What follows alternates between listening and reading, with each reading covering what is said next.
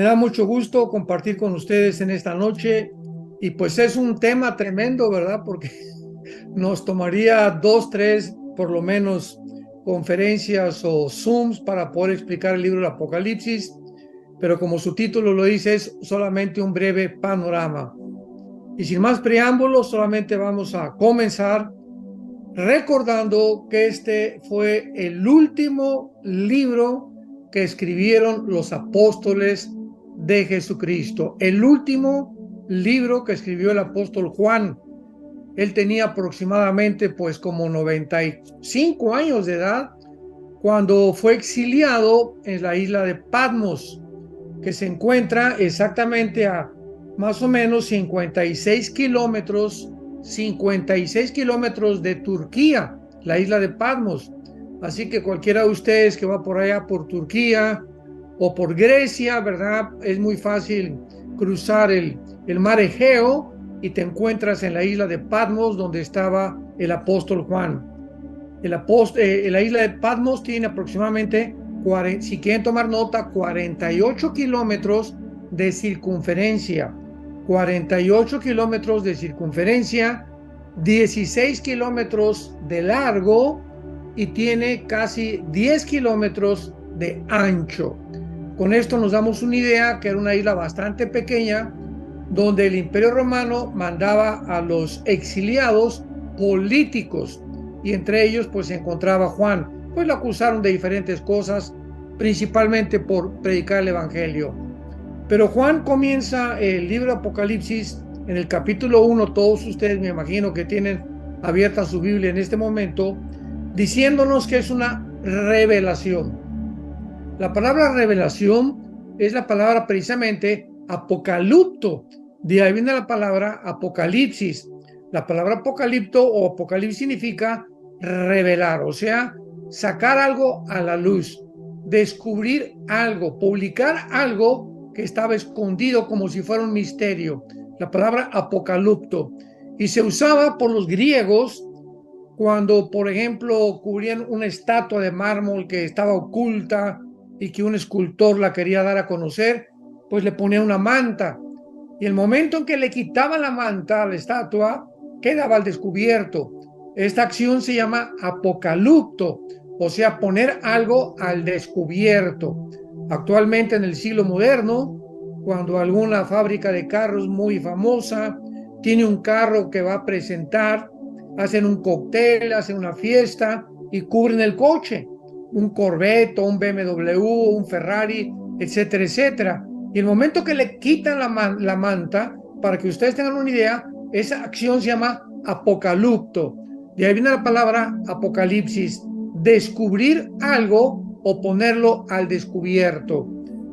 Este libro, que consta de 22 capítulos, es algo que Dios nos pone al descubierto, nos quita completamente la manta, las vendas, para que nosotros, sus santos, su iglesia, podamos ver el futuro, asomarnos por una ventana que está oculta al mundo, porque el mundo no puede entender este libro con trabajo muchos cristianos, y podamos ver lo que viene a acontecer en los próximos años, que son 21 juicios de Dios. Son 7 sellos que son los que comienza el libro, 7 trompetas y 7 copas. 7 por 3, 21. 21 juicios tremendos que van a devastar completamente al mundo. Van a caer una lluvia de meteoros sobre el mundo, más casi todos los ríos, los mares van a ser contaminados, etcétera, etcétera. Y estos 7 años se consideran en la Biblia la tribulación o la 70 semana de Daniel. Principalmente son 3 años y medio donde el anticristo hace un pacto con Israel, y los últimos 3 años y medio se llama la gran tribulación. Entonces, estos 7 años que cubren el libro del Apocalipsis, del capítulo 4 al capítulo 19, se llama la gran tribulación, o sea, la última fase en la que Dios juzga al mundo, culminando en el capítulo 19 con la venida de Jesucristo. Entonces veamos rápidamente que en el capítulo 1 Juan confiesa que esta revelación, esto que se puso al descubierto, viene del cielo, viene de Jesucristo, y mientras él se encontraba ahí en Patmos, un ángel le revela al apóstol Juan todas estas cosas que vamos a continuación de una forma bastante breve a estudiar. Entonces, en el capítulo 1, Jesucristo se presenta de repente en persona, ya glorificado, ya sin sangre, ya completamente, ya no tenía ese cuerpo deshecho, martirizado, desarticulado que tuvo cuando lo bajaron de la cruz. Se manifiesta Juan, y Juan estaba caminando nos imaginamos, por la playa, cuando de repente oye una voz que le dice, versículo 12, que habla conmigo y le dijo que estaba en medio de 7 candeleros, y ve a Jesucristo con los ojos como llama de fuego. Tratemos de imaginarnos esto por un momento. El pelo como blanca lana, con una vestimenta de lino fino blanco, con un cinto de oro, y los pies como bronce bruñido. Todo esto tiene un significado a través del libro, pero esta es la forma como Jesucristo se presenta, y detrás de 7 candeleros. Los candeleros significan la iglesia. Por eso el candelero en el Antiguo Testamento representaba la luz o el Shekinah de Dios. En el Nuevo Testamento el candelero representa la iglesia. ¿Por qué 7? Porque en el capítulo 2 y en el capítulo 3 Cristo menciona el mensaje a 7 iglesias. Entonces estas 7 iglesias representan todas las iglesias desde hace 2000 años, y cada una de ellas tiene características que tiene tu iglesia donde tú estás, que tiene la iglesia donde yo estoy, y son características muy importantes, porque de las 7 iglesias Cristo llama a 5 al arrepentimiento. Ya en el capítulo 2 y el capítulo 3 pues están las 7 iglesias principales, que son Éfeso, Esmirna, Pérgamo, Filadelfia, la Odisea, que es la última iglesia, etcétera, etcétera. Y a cada una le manda a Jesucristo una advertencia, y a cada una le manda a 5 arrepentirse, y a cada una le manda también diferentes promesas, que son las que vamos a tener cuando lleguemos al cielo. Inmediatamente después del capítulo 2 y el capítulo 3, vemos que Juan, en el versículo 1, capítulo 4, dice: después de esto, y miré una puerta al cielo, y la primera voz que oí como de trompeta hablando conmigo: sube acá. O sea, el apóstol Juan, recordemos algo antes: la carne y la sangre con la que está compuesto nuestro cuerpo y tu cuerpo, así como estamos, no podemos ir al cielo, porque el cielo tiene otra frecuencia, es una dimensión espiritual completamente diferente a la de nosotros. Así que es imposible que nuestro cuerpo pudiera, así como no podemos sobrevivir en la Luna ni en Marte, por la diferencia que existe de atmósfera, de condiciones, no hay agua, etcétera, etcétera. En el cielo sucede lo mismo. Entonces, para que podamos llegar al cielo, mientras estamos aquí en la tierra, el cuerpo no puede subir hasta que resucitemos. Entonces, ¿qué fue lo que sucedió con el apóstol Juan? ¿Qué es lo que sucedió con Ezequiel el profeta? Capítulo 8 y 9 de Ezequiel, que Dios lo saca de la tierra también y lo transporta al pasado. Entonces, hay varios ejemplos en la Biblia. Pablo es otro ejemplo, 2 Corintios 12, donde es sacado también de su cuerpo y llevado al cielo. ¿Cómo puede ser esto posible? Bueno, porque somos un espíritu, tenemos un cuerpo y tenemos un alma, y vivimos dentro de un cuerpo. Repito, somos espíritu, tenemos un alma, vivimos dentro de un cuerpo. Entonces, Dios saca el espíritu de Ezequiel, sube el espíritu de Pablo, sube el espíritu de Juan, y el cuerpo se queda aquí en la tierra. En otras palabras, nuestra parte espiritual puede viajar. Esta es una de las explicaciones que podemos dar de los sueños. En los sueños tú te sales del cuerpo y viajas y ves castillos y tienes conversaciones con personas, etcétera, etcétera. Son cosas que pasan en la dimensión espiritual. Así que en el espíritu, Juan es llevado al cielo mientras su cuerpo se queda aquí abajo en la tierra. Entonces ahí en el espíritu, pues Juan ve todo desde arriba, ve lo que va a pasar en el mundo y comienza a tomar nota, porque se le pide, ¿verdad?, que tome nota de todo lo que él está viendo para que nos los pueda comunicar. En el capítulo 4, Juan ve el cielo y ve a un trono sentado con 24 tronos más, que son los 12 apóstoles y los 12 tribus de Israel, ya representando el Antiguo y el Nuevo Testamento, porque en el Apocalipsis, apúntalo, hay aproximadamente 348 citas, repito, 348 citas del Antiguo Testamento. Así que el Apocalipsis es un libro que se toma casi todo del Antiguo Testamento, y para poder interpretar el Apocalipsis, los cuernos, los candeleros, las copas, etcétera, etcétera, tenemos que recurrir al Antiguo Testamento. Por eso es que en el libro del Apocalipsis ya la iglesia no está aquí. Ahora Dios regresa con Israel, a Juan se lo sube al cielo, representando el rapto de la iglesia, porque desde el capítulo 4 hasta el capítulo 19 no aparece la iglesia en la tierra.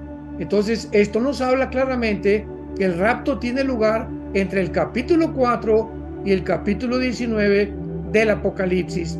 Los santos que vamos a ver que aparecen ya después del capítulo 4, como los 144,000 y el grande avivamiento que va a haber durante la tribulación, van a ser santos que se van a convertir durante la tribulación, y la mayor parte de ellos van a ser sellados con el Espíritu Santo si aceptan a Cristo, y se salvarán del anticristo.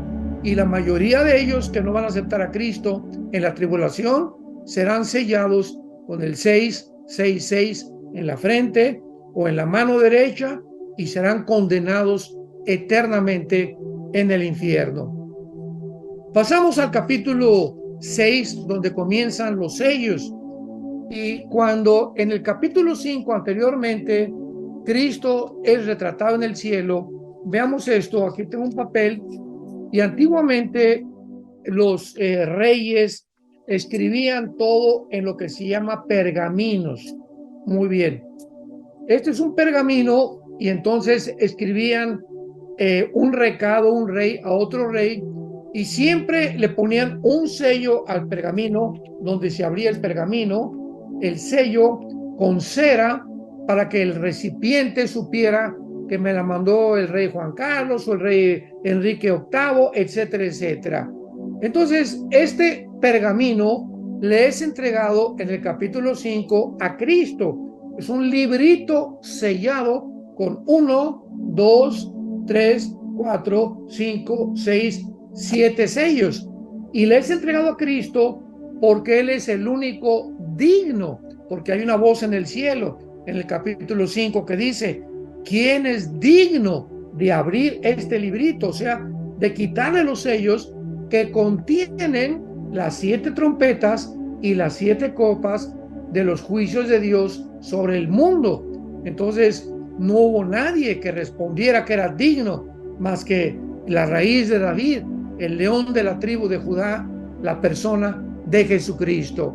Entonces en el capítulo 6 comenzamos nosotros viendo que es Cristo el que comienza a quitar el primer sello, el segundo sello, el tercer sello, 4, 5, 6, 7, y estos 7 sellos cubren casi toda la gran tribulación, porque debajo de los sellos están las trompetas, y debajo de las trompetas están las copas. Entonces mucha gente ha tratado de pensar cuánto tiempo llegará para poder, en los primeros años serán los 6 sellos, y otros 6 años las trompetas y otros las copas. No nos confundamos. Las trompetas y las copas se encuentran dentro de este libro. Entonces, cuando Cristo abre el primer sello, aparece un caballo blanco, que es el anticristo. Capítulo 6, versículo 1 y 2 de Apocalipsis, aparece sin flechas y simbolizando que el anticristo entra al mundo en son de paz. O sea, va a entrar con una paz falsa. Apúntalo, Daniel 8, 23 al 25, segunda de Tesalonicenses del 3 al 8, etcétera, etcétera. Y esto va a engañar a los judíos, que van a comprometerse a firmar un tratado donde se les garantiza 7 años de paz. A la mitad, el anticristo, sabemos, lo va a violar y se viene la gran tribulación. El segundo sello, ya encontramos la guerra, y ahí comienza la devastación de la gran tribulación. El tercer sello, la peste. El cuarto sello, todo está en el capítulo 6 de Apocalipsis. Encontramos una cuarta parte de la humanidad muerta. Imaginémonos nada más, una cuarta parte. Somos 8,000 millones de personas actualmente en el siglo XXI. 8,000 millones de personas aproximadamente. Una cuarta parte serían 2,000 millones de personas que van a morir al principio cuando comiencen las guerras. Esto va a ser una devastación tremenda nuclear. Rusia mandará bombas, y Corea del Norte y China, etcétera, etcétera. Va a ser algo que va a afectar a la población del mundo, eliminando a 2,000 millones de personas. Y para que tengamos una ligera idea de cuántos son 2,000 millones de personas, bueno, desde Alaska hasta la Patagonia, o sea, todo el continente americano, hay 1,100 millones de personas. Desde Alaska hasta la Patagonia hay aproximadamente 1,100 millones de personas. Entonces, van a desaparecer del mundo casi 2 continentes americanos, para que tengamos idea geográficamente del terreno que va a desaparecer solamente en el cuarto sello. En el quinto sello aparecen ya todos los mártires que han muerto durante mucho tiempo, y dice la Biblia que se encuentran platicando con Dios ahí en el cielo.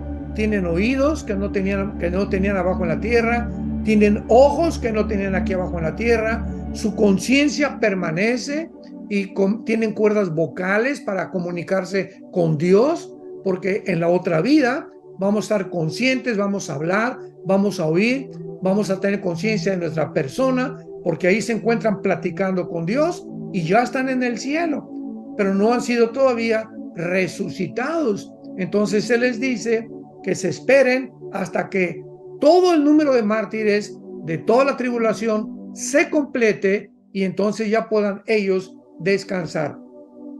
Entrando al capítulo, al sexto sello, encontramos ya la devastación total que cubre ya la última parte de la gran tribulación, porque ahí se abre el sexto sello, versículo 12, capítulo 6, un gran terremoto, el sol se pone negro como silicio, las estrellas, que desde luego no son literalmente estrellas, son meteoros, caen sobre la tierra, el cielo se desvanece como un pergamino, se enrolla, y todos los montes y todas las islas desaparecen. Esto es el mismo retrato que encontramos en Ezequiel capítulo 38, en Isaías capítulo 13, que son el mismo terremoto, las mismas condiciones en las que el sol va a aparecer, y en el capítulo 27 del 3 en adelante del libro de Isaías. Entonces, vemos aquí en este sexto sello algo muy importante. Dice el versículo 15 de Apocalipsis 6, y los reyes de la tierra, los grandes, ricos, capitanes, poderosos, se escondieron en las cuevas, entre las peñas de los montes, y decían a los montes: caigan sobre nosotros y escóndanos del rostro de aquel que está sentado sobre el rostro y de la ira del Cordero. porque el gran día de su ira ha llegado. O sea, este sexto sello está describiéndonos la última parte de la gran tribulación. Y aquí, ¿cómo lo podemos comprobar? Porque en el capítulo 13, ¿verdad?, de Apocalipsis, dice la Biblia que cuando el anticristo aparezca, que va y el mundo lo reconozca como Dios y como el más máximo líder de la humanidad, van a decir: ¿quién como él? ¿Quién podrá luchar contra él? Pero vean la reacción en el sexto sello. Aquí se esconde toda la gente y es una reacción completamente de temor, ya no de exaltación, dándonos cuenta que ya Jesucristo comienza a bajar, comienzan a sacudirse el cosmos, los sistemas y los poderes del universo, y la gente comienza a temblar ante la venida de Jesucristo. En el capítulo 7 encontramos algo muy importante que nos habla que la iglesia, tú y yo, no vamos a acabar la gran comisión que se encargó en Mateo 24, porque será predicado el evangelio y entonces llegará el fin, será predicado hasta el último de la tierra. Y también dice en Mateo 24, ¿verdad?, que Mateo 28, que se nos encarga que nosotros predicamos el evangelio. Pero cuando Cristo sube al cielo, los apóstoles continúan recibiendo mucho más revelación de Dios, y ellos enseñan que la iglesia va a terminar no en un gran avivamiento, sino en una gran apostasía. Primera de Timoteo 4:1, el Espíritu dice que muchos apostatarán en los últimos tiempos. Segunda de Timoteo capítulo 3, porque vendrá tiempo en que ya no querrán saber la sana doctrina. Segunda de Pedro capítulo 2, porque así como hubo falsos profetas, habrá hombres que harán escarnio y se burlarán de las cosas de Dios, etcétera, etcétera. Y todo el epístola de Judas, que es el libro antes de Apocalipsis, describe a toda la apostasía y las características de los falsos profetas que abundarán antes de que Jesucristo regrese. Así que cuando todos esos profetas abunden en el mundo, nos damos cuenta que nos encontramos cerca ya del rapto de la iglesia del Señor. Entonces la iglesia, en conclusión, va a fracasar. No vamos a evangelizar nosotros el mundo, porque el mundo ahorita todavía hay más de una tercera parte no está evangelizado. Dios tendrá que regresar a judíos, y es lo que encontramos en el capítulo 7 del Apocalipsis. Ahí encontramos, ¿verdad?, a cantidad de judíos donde van a ser sellados 12,000 de cada tribu, ¿verdad? Y nos muestra claramente que ellos, judíos étnicos, aquí son realmente judíos de mamá judía, porque en la Biblia, para que alguien sea judío tenía que ser papá. Por eso las genealogías son de los papás. Engendró a fulano de tal, Pepe engendró a Juan, Juan engendró a Gabriel, etcétera, etcétera. No se encuentran las mamás, de vez en cuando se menciona una mujer. Pero en Israel, actualmente en Israel, si una persona tiene una mamá que es judía, es judío o lo legalizan como judío en Israel. Bíblicamente tiene que ser de papá judío. Bueno, entonces estos 144,000 sellados por Dios serán judíos, ya sea de papá o de mamá, pero serán judíos de la tierra de Israel. Y ellos van a salir al mundo y van a terminar la comisión que dejó la iglesia incompleta, porque todo este avivamiento no será antes del rapto, será durante la tribulación. Así que Dios regresa otra vez a Israel, y por lo que la iglesia no puede estar ya en el mundo.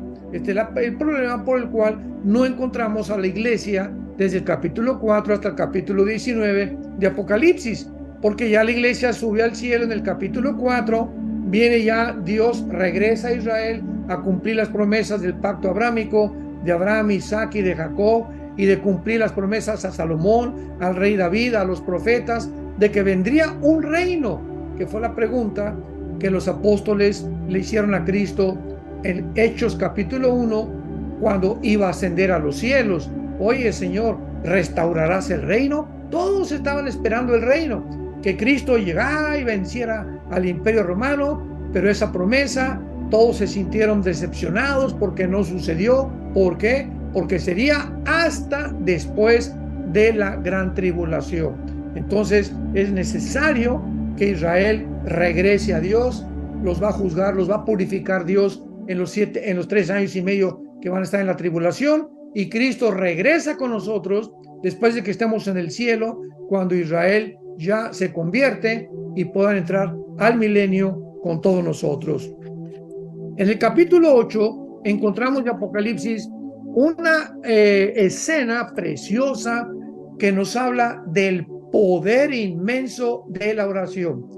Y aquí encontramos, ¿verdad?, que dice el capítulo 8, versículo 3, que vino un ángel y se paró frente al altar. Todo esto está en el cielo, no el altar del tabernáculo de Moisés. En el cielo hay un altar, en el cielo hay un tabernáculo que fue de donde copió Moisés la escenografía ahí en el libro del Éxodo, porque cuando Dios le dice a Moisés, haz el tabernáculo, le dio planos Dios del tabernáculo, y era el tabernáculo que estaba en el cielo. Así que el tabernáculo que hizo Moisés en el desierto es la copia exactamente de cómo está en el cielo. Hay un atrio, hay un altar, lugar santo, lugar santísimo, etcétera, etcétera. Y lo vamos a ver que en toda la tribulación se abre el cielo y se ve el altar de Dios y se abren a los ángeles, pero ahora en lugar de los sacerdotes son los ángeles sirviendo a Dios. Y esto es lo que el capítulo 8 nos describe. Vi entonces, y un ángel se paró ante el altar con un incensario de oro. Entonces veamos el altar, un ángel se acerca con un incensario de oro. Se le da mucho incienso para añadirlo a las oraciones. Escuchemos, el incienso en el Antiguo Testamento representa las oraciones. Por eso es algo que sube, era una mezcla de ciertas características químicas o elementos químicos del incienso, pero representa las oraciones. Todo esto es simbólico, y entonces dice la Biblia que de la mano subió a la presencia de Dios el humo del incienso con las oraciones de los santos. Y vean ustedes que entonces es un incensario que está Dios guardando nuestras oraciones. Cada lágrima que tú derramas, cada oración que tú haces en la mañana, te pido por mi hijo, Señor, te pido por mi esposo, te pido por el trabajo, te pido, Señor, por aquello. Todo es guardado, nuestras lágrimas. Cada lágrima que tú has derramado es guardada por Dios de una forma impresionantemente santa, con un simbolismo impresionante que se nos da en el Apocalipsis. Entonces este ángel está llenando el incensario, o esperando que se llene el incensario de las oraciones de nosotros, y entonces cuando ya se llene el incensario, escuchemos esto, versículo 5, y el ángel tomó el incensario, el ángel toma el incensario, lo llena del fuego del altar y lo arroja sobre la tierra. Y en el momento que arroja el incensario, significa cuando estas oraciones son respondidas, es lo que significa cuando arroja el incensario sobre el mundo, significa estoy y voy a contestar sus oraciones y ninguna quedará sin contestar. Y cuando volteé el incensario, hubo truenos, voces y relámpagos y un terremoto. Y los 7 ángeles que tenían las 7 trompetas se dispusieron a tocarlas. Escuchemos esta lección tan hermosa que Dios nos da. Dios no hace nada más que a través de nuestras oraciones. Y son las oraciones de nosotros las que van a acelerar a que Jesucristo regrese y a que los juicios de Dios caigan sobre el mundo. Y Dios está esperando las oraciones de todos nosotros para llenar ese incensario y hasta que se llene, porque así lo ha dispuesto Dios. No puede Dios volcar sus juicios sobre este mundo.